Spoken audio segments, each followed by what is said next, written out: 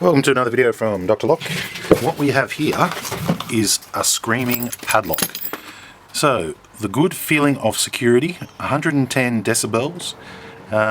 Put it on your motorbike, put it on a chain, comes in a little display pack. Takes LR44 batteries, 1.5 times 6 of them. It makes a little sound. Basically, if you try to attack this lock, it makes a little sound. Let's see if we can simulate that.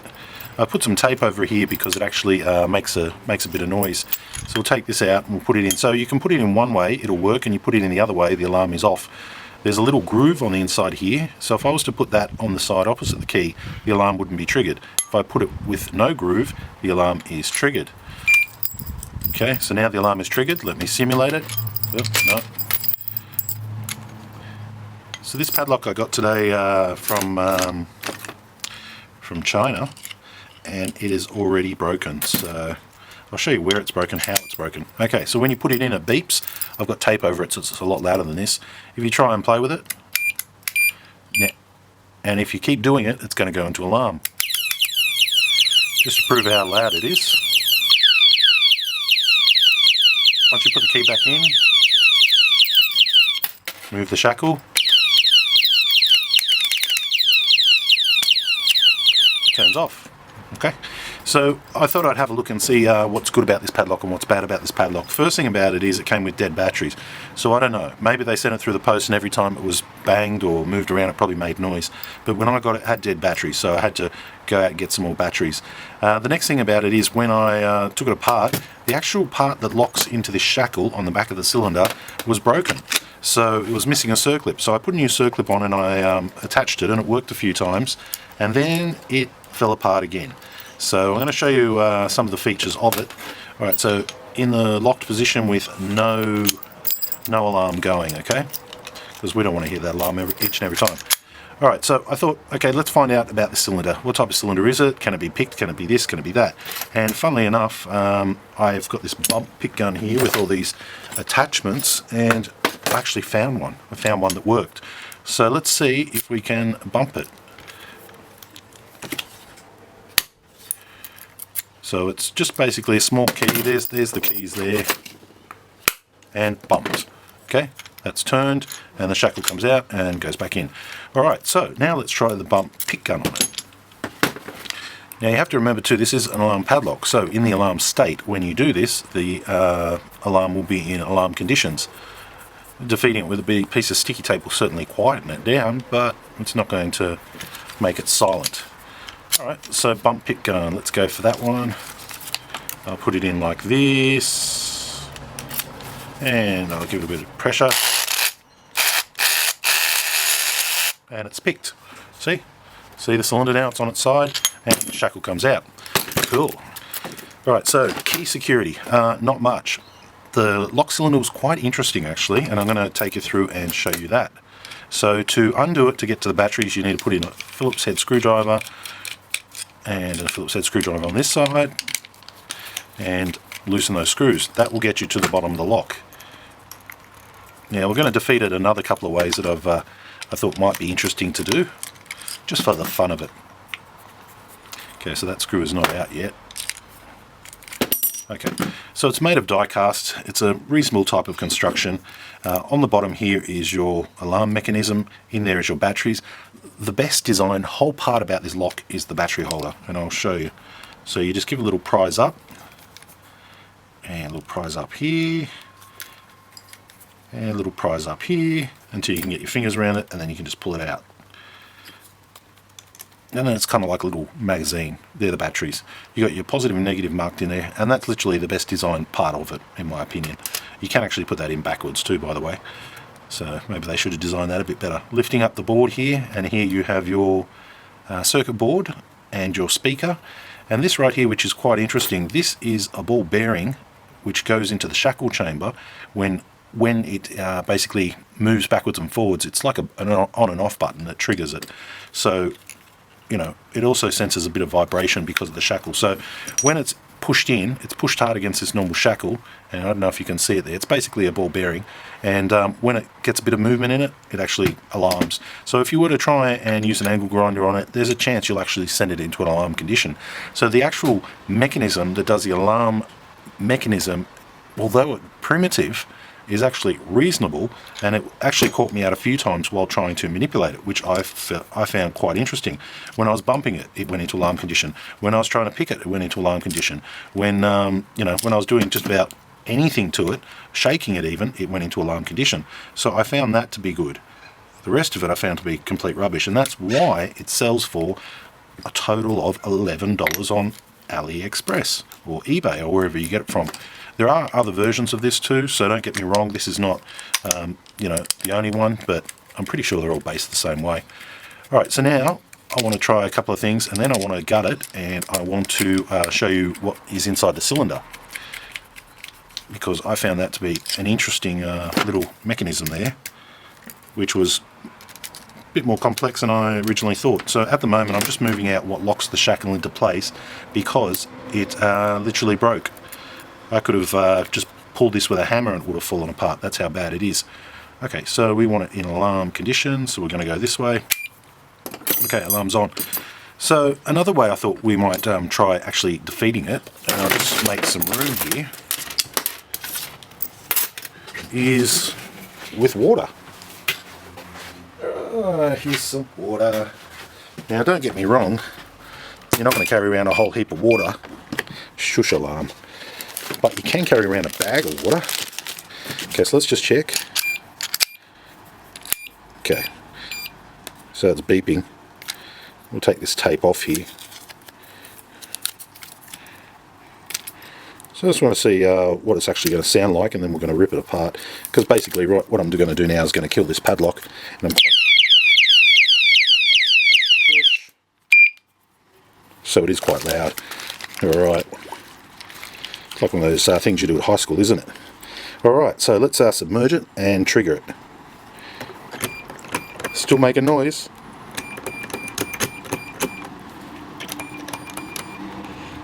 I don't even need the bag, I can just use the bucket.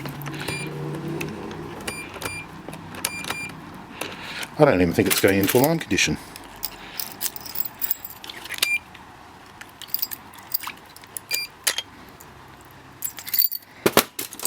Okay, hang on a second.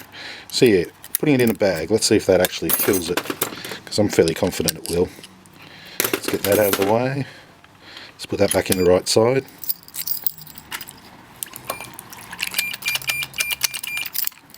Come on. Certainly made it quieter. How long will that continue in a bag of water? Ooh. I think it's given up. Oh no, it's got more life in it.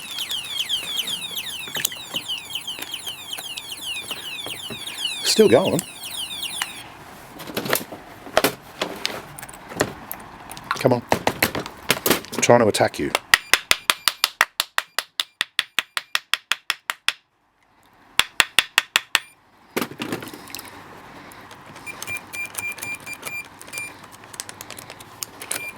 Finding it hard to get it to make noise. Full of water. Definitely on the right side.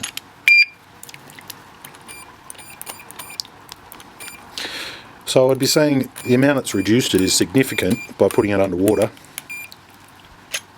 Let's just take that out and let's just manipulate the mechanism.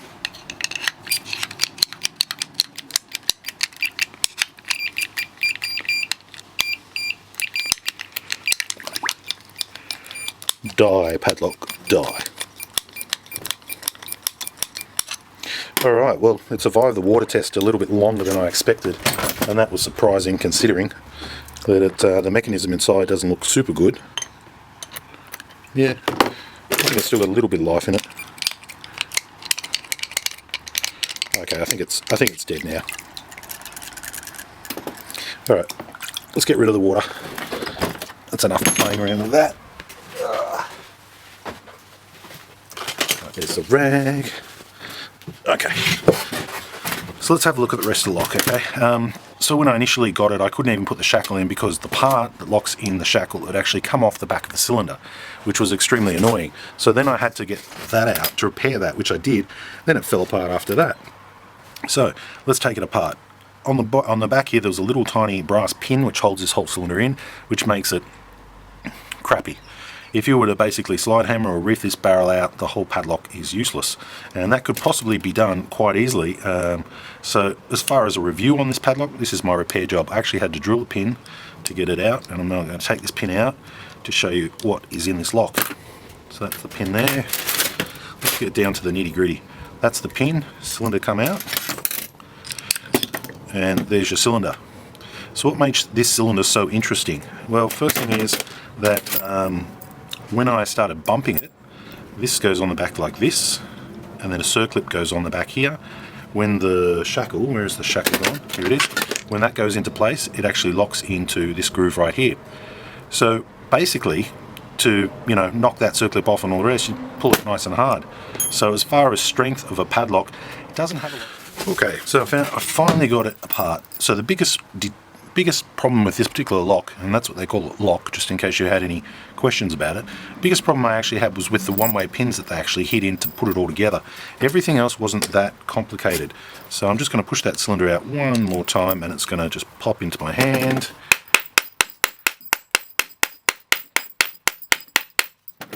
And it's still fighting me. Just going to hit it on the back.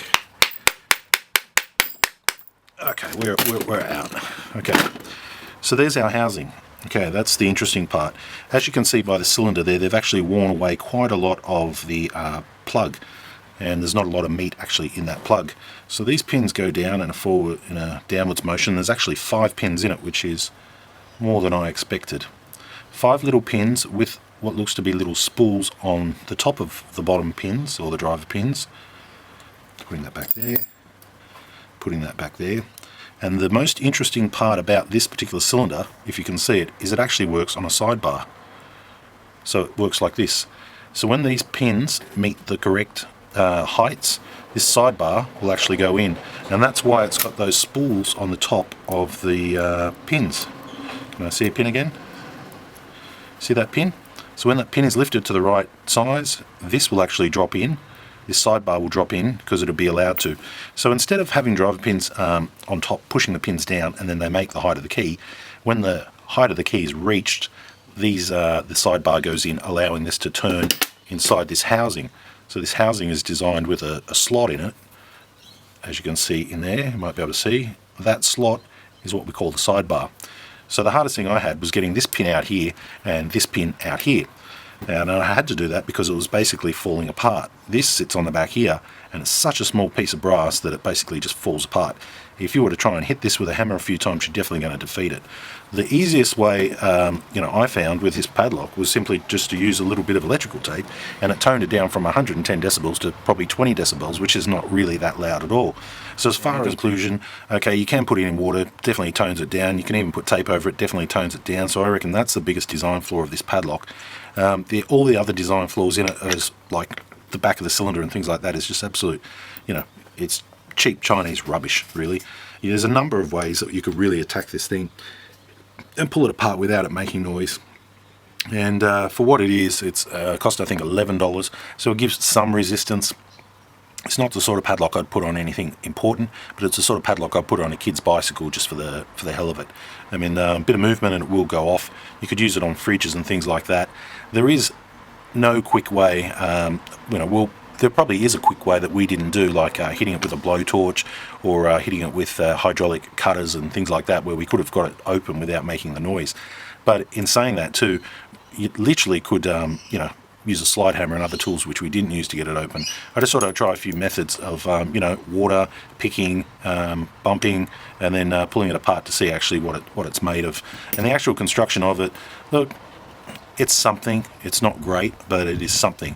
I haven't seen too many other alarm padlocks out there that actually do the same thing as this, and I'm quite surprised that some of the other manufacturers haven't really gone to town on this and made a better version of it, because the electronics involved here is not very big. Most of it most of that is the battery housing. You've got one little circuit board there, one little speaker, which has some sort of protective cover over it from this angle, which is interesting, because I thought if we could go down through there and just hit it with a hammer and a nail, you'd probably blow the speaker out, which is still a possibility, but I didn't try that. The mechanism to actually trigger it is located right here, and it's nothing but a ball bearing and a spring. So, you know, a little bit of movement, you might be able to see it down there, a little bit of movement is enough to move along this shackle and sense it. So I was impressed with the sensor, the battery holder. The rest of it, not so impressed about it. And if I really wanted to get this open without it making noise, I'm sure my bag trick probably would have worked, where if I had kept it underwater for, let's say, 20 minutes or 2 hours and then come back to it, I'm sure it would have been dead as a doornail, because electronics like this don't particularly like water. And if I was to introduce some salt into the equation, probably rust it up a bit and corrode it out real quick. Alright, so there's my quick conclusion to the alarm padlock and what I think of it and what it's made of. And the most exciting part about this was that it was actually made up of a kind of sidebar working on bottom pins, which I found quite interesting. The most difficult part about it, getting it apart, was actually getting the pins which are pushed into the side, getting them out of the way, because although they looked like brass, they weren't brass, they were steel. Not to say they'd give any resistance to any sort of slide hammer or pulling method, but yeah, all in all, that's what it is. So at least now you know whether or not you know, it's worth the $11. Okay, leave your comments. Thanks for watching.